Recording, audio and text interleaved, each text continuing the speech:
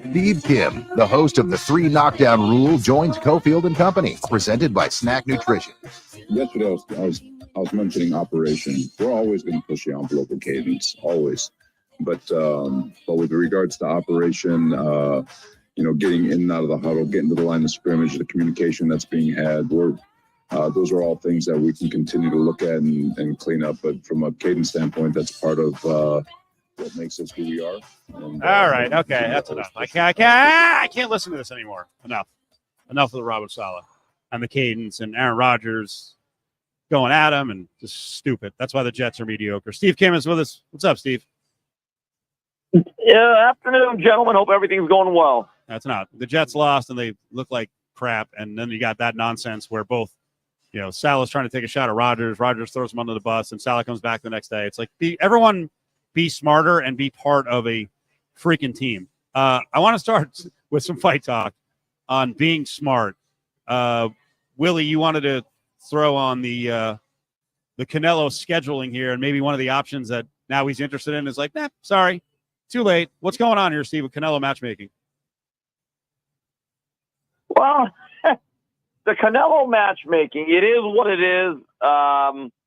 He does it because he can, and he has a built-in audience. And look, the guy's put in a lot of work. There's a familiarity with him, given the fact he's inching up on 70 professional bouts, something that I don't think we'll ever see again at this level. And because of the notoriety that he has earned, he does have a certain privilege in terms of choosing who he wants to fight and still making a lot of money. I haven't really heard much about who he may face next or when that's going to happen. I'm assuming that's going to be next Cinco de Mayo. There's reports that Tank Davis is going to be taking on Lamont Roach, who's a pretty good fighter, but really a junior lightweight. I don't think that event will do nearly as well as some of the past Canelo events have done. It kind of really brings about the question, post-Canelo, who really is the pay-per-view franchise that's going to carry boxing for the next decade? The excuses that he's using, and I say that tongue-in-cheek, but somewhat serious. I mean, Benavidez, right? He's saying that he offers him nothing, offers nothing to him apart from an extra 25 pounds. He says that Terrence Crawford, he gets no benefit out of or no credit by beating a naturally smaller man. But, I mean, these are names that people want to see that I think it does add credibility, and it would be a blockbuster event. Willie, I agree with you. And here's the thing. I don't know exactly what Munguia and Berlanga did in terms of the credibility and all that other stuff. Munguia, I thought at least had a world title, been in some very good fights. Berlanga, I thought, was completely undeserving. I've never seen anything like it, guys. Berlanga's going on a victory tour or a victory lap or maybe a marathon in a fight where he won no rounds. I've never seen anything like it. As I'm watching this, I'm thinking to myself, how would this guy celebrate if he would have actually, won the fight? It's mind-boggling. And then there's Dimitri Bivol, and he says, you had your chance. Now I'm busy. Is that the fight that he really wants? Well, remember this, Willie. He actually beat him, B-Ball. I was there ringside, and I thought that was a conclusive victory for Dimitri. I don't care what the scorecards say. I think Canelo may have won 2 rounds. But, again, if Bivol should beat Beterbiev in a couple of Saturdays, that's going to be October 12th, which is a loaded college football weekend, and I'll try to peek in on the fight, certainly. If it's Beterbiev, who's an absolute wrecking ball, I don't see Canelo going up to 75 for that. And then the other option is, well, let's say if Bivol wins, does he really want to face a guy that befuddled him a couple of years ago? I still, look, I appreciate what Canelo has meant to the sport. But there comes a point of diminishing returns. It's almost like, look, when he leaves the game, I'm not going to be happy for it, but I'm not going to exactly say, wow, I'm going to pine for the days when he's taking on Edgar Berlanga. Steve Kim, brought to you by Snack Nutrition here on Cofield & Company on a Monday. Boy, oh boy, I'm looking at college football, your retweets, your tweets, your good write-up, recap of the weekend, which we'll get to. You seem to be enjoying every freaking second of this Florida State underwhelming season. They lose to SMU and kind of lost pretty badly. That's part of the fun of being a college football fan is that when it comes to your arch rivals, your joy is my pain, and my pain is your joy, and vice versa. And, there's so much at stake here when it comes to these Florida schools, in-state recruiting. It is so optics-based with these young men that you're trying to recruit. And just the fact, look, they're rivals. You don't want them to really win, and you want to hammer them. And they say you should never kick anyone when they're down. Guys, when it comes to college football, kick away. Just keep kicking. Keep kicking like you're Justin Tucker or Bruce Lee. That's part of the joy of it. And Florida State, I actually watched much of that game with SMU. They're at that point now, I think, that Mike Norvell has to make a decision about who is going to be a starting quarterback. And does he go with the full-blown youth movement? Because this year has basically been a disaster. And there's an old phrase in sports that if you're going to be bad, you better be bad and young. Well, it sounds like he's got a built-in excuse for sitting DJU with the finger injury. It looks like he's going to be out for a little bit. I am going to tell you, though, Steve Kim, I might pump the brakes a little bit after what I saw with the Canes against VTech. And I saw you retweet someone saying, hey, you know what, VTech's good. I think VTech is not good at all. I watched that whole Rutgers-VTech game the week before, and they made the score close at the end. There's some things in that game that worry me a little bit. Are you worried? Yeah, look, it was not a great game. And everyone's lauding Cam Ward, but the bottom line is anytime a quarterback turns the ball over 3 times, it's not a good game. He amassed some good stats, bailed us out. But if he plays a clean game, Miami doesn't have to rely on ACC officials and the replay crew to reverse that call to begin with. And, yeah, I think, in my view, not having Reuben Bain and Jalen Rivers, the starting left tackle, those are 2 of your very best players. Look, it's easier to get away with that against Ball State and USF than it is against another P4 opponent that you play every year. And the thing that was very apparent in being there at that game live Friday, Steve, Miami still needs to recruit some better athletes on the back end of their defense. I don't know if they have that really fast, speedy, true number one corner that if you really want to make a run at this year and do damage, I just don't see a high-quality cornerback. And Damari Brown's probably that guy that's currently on the roster. No one seems to know when he's going to be back. So, they're going up to Cal this weekend. I'll be at that game. And the thing that I would like to see is just the Cam Ward, starting with him, just Miami play a good, clean, turnover-free game. National championship hopes. I wonder where you are on Alabama, in the end, skating by Georgia. I was not impressed with the back end of either one of those defenses. Now, I also trust the coaching staffs that with the athletes they have, they will get better. But that was, while all the heroics were on offense, both defenses, yikes. Yeah, it is funny because every team, no matter how good they are defensively, has to win a shootout or two. That's just the way the college football game is. And I wrote about this and I talked about this with Jason Whitlock. I thought that was a fantastic game, certainly very memorable.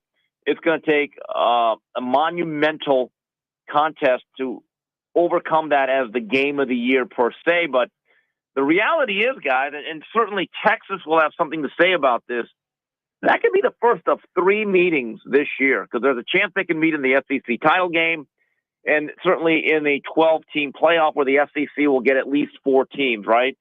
So, when people say this is just the greatest game ever, well, first of all, it's in September, and there's no guarantee that it's the only time that they meet up this year. Back in the olden days of, let's say, 5 years ago, this game would have actually had much more impact and meaning than it did on Saturday night. All right, so let's talk about that 12th spot, group of 5, after 4 weeks now, and Saturday's win, UNLV. What do you see its chances are? Well, look, I have a lot of interest in that Syracuse game. Fran Brown has that program seemingly going in the right direction, and it looks like UNLV, lucky them, that not only did they get a discount, but they upgraded at the quarterback position. And that's amazing. If Sluka's NIL evaluation wasn't very high about 10 days ago, it's probably about half of it now. I was impressed. Fresno State is a real football program. For years, they produced NFL players. They battled some of the big boys. They pulled their share of upsets. And what I don't see often is them getting blown out. And look, it was about a month ago.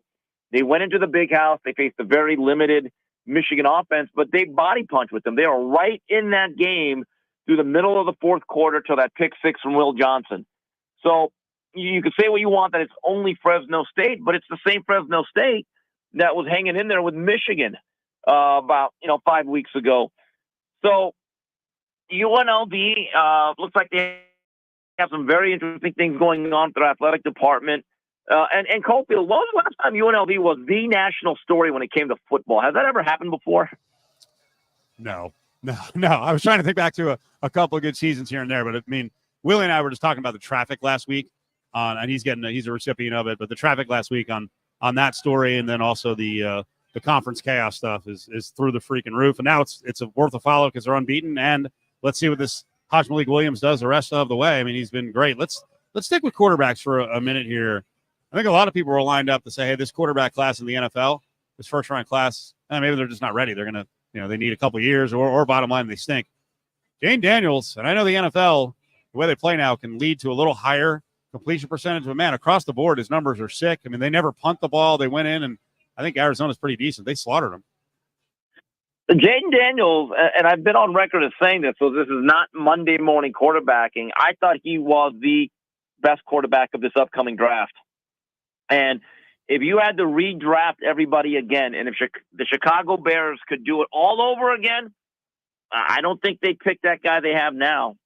And when I watch Caleb Williams, it just looks like a mess, guys. He doesn't get rid of the ball on time. He holds it too long. He gets hit unnecessarily, and he's not all that accurate. I know they won yesterday, but that's against the banged-up Ram team. But when I see Jaden Daniels, who's been guided very, very well by Cliff Kingsbury, who in the past has been a very quarterback-friendly coach, it looks right. It just looks good. Look, they're not pushing the ball down the field, but at the same time, Jaden is getting rid of the ball quickly. He's on time. They're producing points.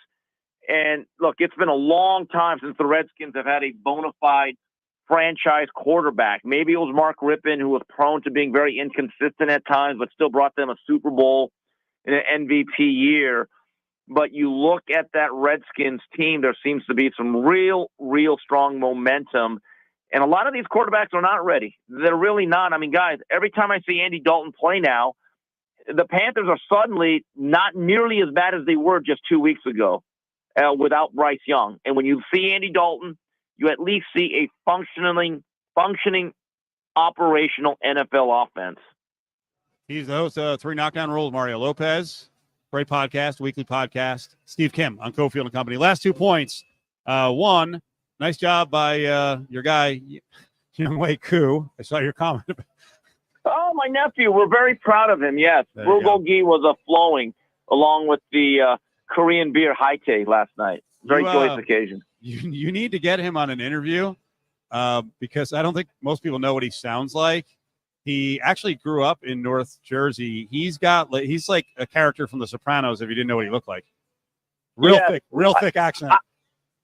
I get that a lot. When people meet me, they're like, wow, Steve, you're Asian? Well, you sound like a white guy, and I've always taken that as a compliment. I didn't mean it. It's just when you hear Younghoe Koo, it'd be like, hey, that kick over there. Like he's like one of those guys. Okay, we got to close on this. We got about a minute here. I feel like there's still weirdness, even though Caitlin Clark is out of the WNBA playoffs. I've seen a lot of people point out there really wasn't a big celebration about the Rookie of the Year thing. Do you feel like there's still vibes? And then you've also got Angel Reese kind of bringing her name up again. It's always odd around her.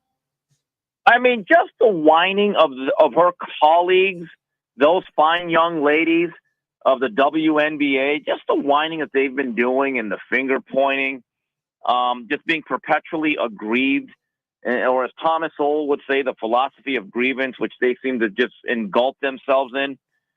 This is exactly why for years the league was not marketable, because it's not likable. Without her, I don't think the action is as good, and you see the plummeting attendance numbers. And they got to figure out one way or another. Do you want those fans or not? Because it's not always going to be perfect. There will be scrutiny. And now Christine Brennan, generally a very respected reporter, she's being castigated for asking some rather, I would say, appropriate but pointed questions This is exactly why nobody gravitates towards that league without Caitlin Clark. They're just proving everyone's point. Steve, have a good week. We appreciate it. Thanks, buddy. Thank you. There he is, Steve Kim, at Steve Kim 323 up on Twitter. You were kind of like clenching your fist. I want to make sure we get out on time here, but were you clenching it at the league's not likable or Christine Brennan doing her book on Caitlin Clark and asking questions, people turning on her? Just he touched on certain issues, and we're up against it, and there are not debating Steve, but just the points that he's making, the things that are out there, like for instance the Christine Brennan. But you can't just sort of just say that and then end it. But that's not his fault. It's not our fault. We're up against it. The first question was fine. It probably could have been worded different. The second question was out of line. End of story. What was it? We got 20 seconds. Once Dejanay Carrington said, no, I didn't do it intentional, I didn't realize that I had hit her, she shouldn't have said, were you and Marina laughing about it later? No, there was a Carmelo Anthony deal, and so she already said, I didn't know what I did, so how could she be laughing about it? She's instigating. Big 4 at 4 is on the way. We're live here at Ellis Island, the front yard. Come on out. 2 Monday Night Football games tonight and great specials. Sunday morning football as the Miami Dolphins are in Foxborough to take on the New England Patriots. 10 a.m. on 1230 The Game. Brought to you by the Southern Nevada Chevrolet dealer.